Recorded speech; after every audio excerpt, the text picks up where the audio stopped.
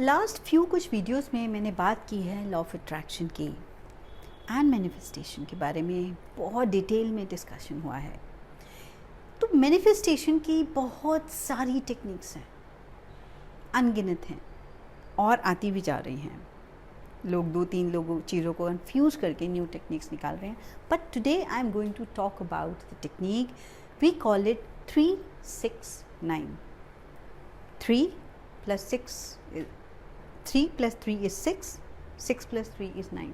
क्यों है ये 3-6-9 का फंडा, अभी बताऊंगी। क्यों बता रही हूँ इस टेक्निक के बारे में? Because it's a very simple technique to apply. बहुत ईजीली अप्लाई हो जाती है, रिजल्ट ओरिएंटेड है और बहुत मेजर एफर्ट इसमें नहीं लगता है। छोटे से एफर्ट के साथ बहुत बड़े रिजल्ट्स आते हैं।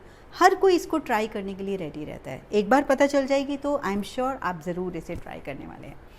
सो 3-6-9 निकोला टेस्ला की टेक्निक है। Nikola Tesla has been a very genius person, एक साइंटिस्ट रह चुके हैं, इंजीनियर हैं और उन्होंने एनर्जीज़ और कॉस्मोस और यूनिवर्सल एनर्जीज़ के बारे में बहुत लिखा है।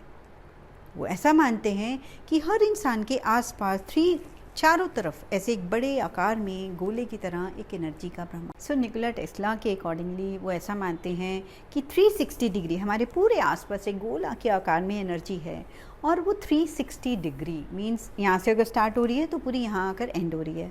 तो 360 को कैसे उन्होंने डिकोड किया? 3 + 6 is 9, राइट? तो यही इस टेक्निक का बेस है। अब इसको कैसे यूज़ करना है? तो सबसे पहले एक नई डायरी ले लीजिए या नोटबुक ले लीजिए। मैं पुरानी क्यों नहीं, क्योंकि उसमें एक अलग तरह की एनर्जीज़ के साथ हम शुरुआत करेंगे, राइट? डायरी लीजिए, पेन लीजिए। पेन में कोई भी कलर हो सकता है। इट्स नॉट दैट कि ब्लैक नहीं लेना, ब्लू नहीं लेना, रेड नहीं लेना, you can use any colour. So यहाँ पर सबसे ज़्यादा जो इम्पॉर्टेंट है वो ये बात है कि you need to know what you want. अगर इस टेक्निक पे हम काम करना भी चाह रहे हैं तो हमें ये जानना है कि हमें चाहिए क्या। Clarity is very important. Clarity क्यों इम्पॉर्टेंट है? सपोज़ आप एक ग्रॉसरी शॉप पे अपनी किचन का सामान लेने जाते हैं तो एक लिस्ट लेकर जाते हैं। वहाँ जाकर आप ये नहीं बोलते कि मुझे ग्रॉसरी दे दो, right? You need to be very clear कि आपको क्या चीज़ कितनी चाहिए। Same way before starting this technique you should be very sure that what you want. तो उसके लिए एक अफर्मेशन क्रिएट कर लीजिए and that affirmation has to be precised.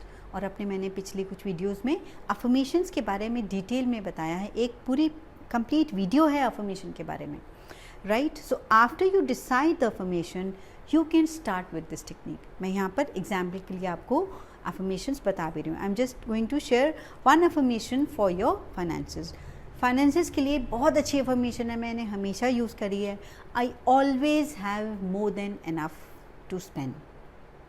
I am financially empowered. I always have more than enough and I am financially empowered। ये affirmation आप finances के लिए यूज़ कर सकते हैं।